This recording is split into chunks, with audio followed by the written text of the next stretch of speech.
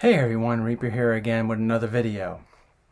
I have a single question for all of you out there. Who out there thinks that this is a good way to ship a comic? Oh, I'm sorry, it was closed like this, but just like this. I'm just curious.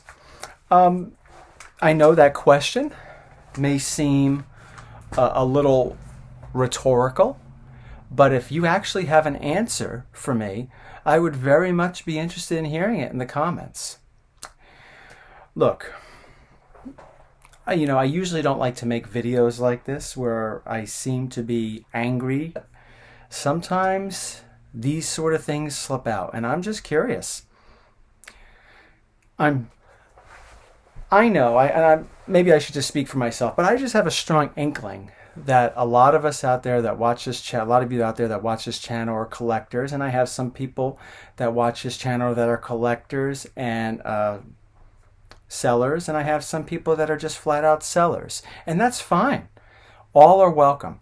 But to all of us out there, for those of you that are collectors that purchase something online or wherever and you're hoping to have it sent to you, I'm just curious, do you have any reasoning why something like that would be acceptable? Now look at this here.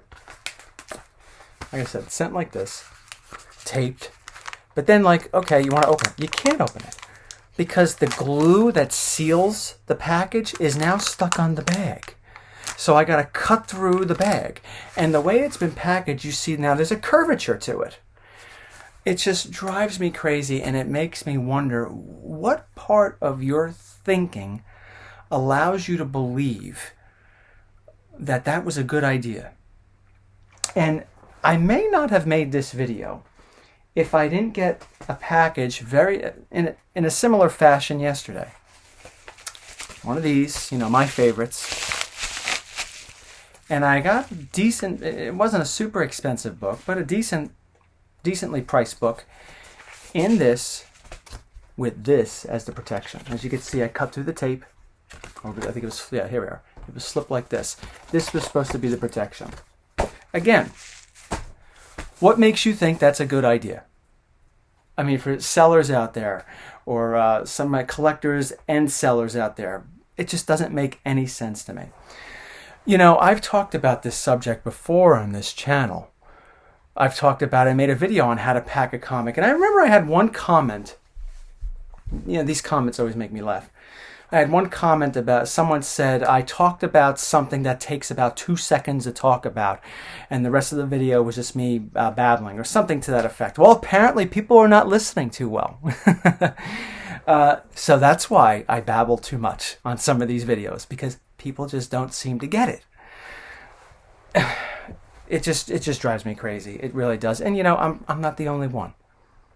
I'm pretty sure some of you out there that are, whether you're a collector and a seller, whatever it is, you get a package, you probably want the book to be at least decently secured. Now, I've mentioned before, I believe, that sending these, I don't necessarily think it's a big deal, provided that you have some sort of strong piece of cardboard with the book sandwich, or books sandwiched in between. This doesn't count. So I don't understand whenever you try to sell something of some value, over $50 or $100. Now that may not be a whole lot considering how much comics are going for now, but anything of some decent value, why you would send it out that way? I mean, do you, as a seller, speaking to a seller, do you want me to request a refund? Because I am definitely the type to do that.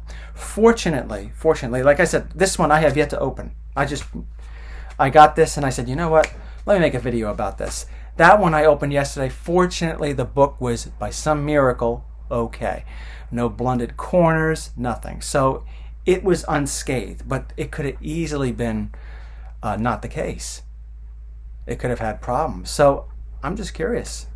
I'm just speaking for myself, and I maybe shouldn't put this up against everybody, speaking for other people. But if I'm selling a book, and occasionally I do sell books, as maybe some of you know, this or this,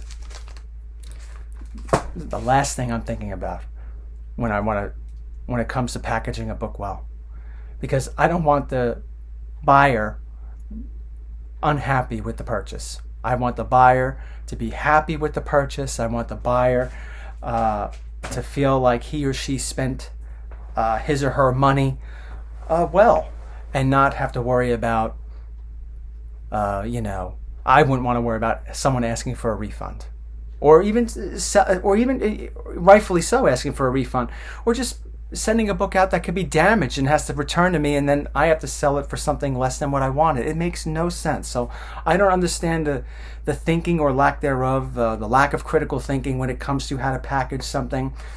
Don't know.